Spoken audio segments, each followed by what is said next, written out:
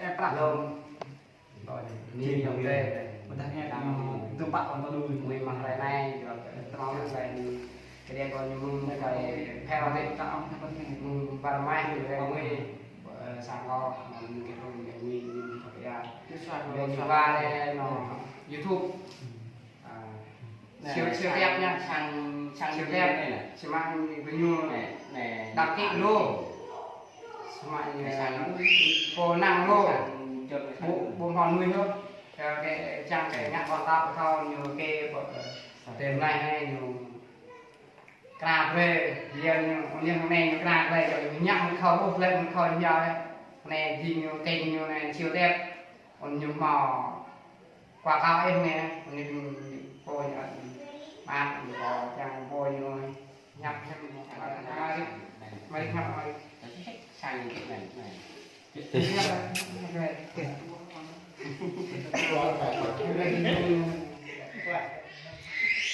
không đi dòng tề thôi chỉ nhà đây này có mấy rẻ cô sang nó mà tơn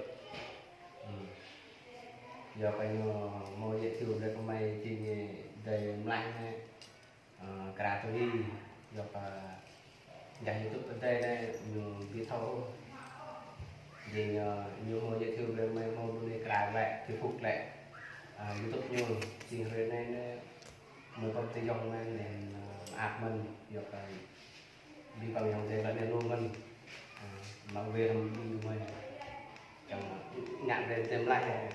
nhận lại YouTube phim cả mình gì mình biết chúng ta nha bạn hello mọi người chắc bạn hôm nay là nhiều ngọt hai anh em từ xa vào mai em chiều tép đã làm YouTube mới hơn hai năm rồi nhưng mà không bắt quảng cáo được. Hôm nay thì nó nghe mình được giới thiệu cho hai em nay được vào bên nhà này được biết tạo cho YouTube bật cho quảng cáo cho mất nó cứ mèo rồi hôm nay được mình xem lại được rồi cái phục lại được bất ngày quảng cáo luôn mọi người nó rất mừng mình cũng mừng cảm ơn mọi người đã xem nha. Mình là siêu Sam TV là Mai TV này. Cái này là siêu tép nha mọi người hãy xem khi nào thì mọi người nhớ ủng hộ kênh nha. Cảm ơn mọi người nhiều nha bạn muốn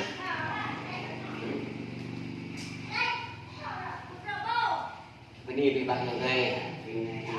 giúp nguy như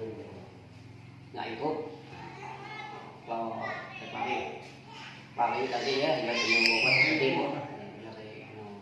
thầu mà rơi mà rơi lại thầu muôn vào biết năm nay nhà thầu ngại thuốc thì nên ở đây biết 10 này đang đang du bên này này siêu tép thì mình lao vào đây là cái hết mình phải kia nữa giờ này người này nhạc không có lẽ nhiều quá cao hết mình ta bộ như đơn ta bộ như đơn đuôi như đơn thị như đơn dành làm gì như đơn đuôi đơn mình nắp đơn mình có con giờ con kia nữa giờ nắp thì ta đuôi như đơn bộ như đơn chúng ta giờ còn nắp thở thì còn ta aku bisa giờ ngạc nhau có thể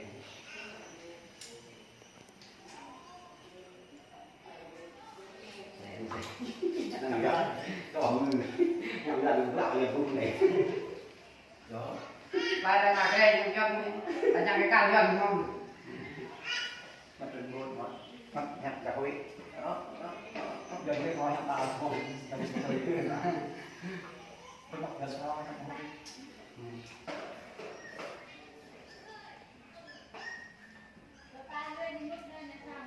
rồi xem nhá là anh em đào quân ngọn này trình về này nhất nha 10 cái này đấy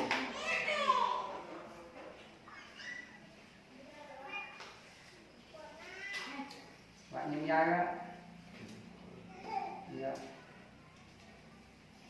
nhưng mà đây được không các bạn các bạn